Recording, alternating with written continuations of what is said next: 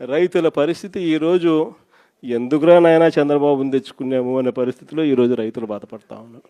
మీరే చూడండి, వ్యవసాయం, చదువులు, విద్య, వైద్యం, ఈ మూడు ఏ ప్రభుత్వమైనా కూడా తమ బాధ్యతగా నడిపే వ్యవస్థలు.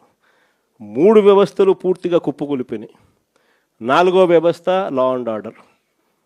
ఈరోజు రెడ్ బుక్ రాజ్యాంగంతో నాలుగో వ్యవస్థ పూర్తిగా దిగజారిపోయిన పరిస్థితుల్లోకి ఈరోజు కనిపిస్తూ ఉంది. మరి ప్రభుత్వంలో ఈయన ఉండేది ఎందుకు ఈయన ముఖ్యమంత్రిగా పరిపాలన చేస్తూ ఉన్నాడు? అందరికీ అన్ని ప్రైవేట్ ప్రైవేట్ ప్రైవేట్ ప్రైవేట్ అనేసరికి ఆ ముఖ్యమంత్రి కుర్చీ కూడా ప్రైవేట్కి ఇచ్చేయచ్చు కదా.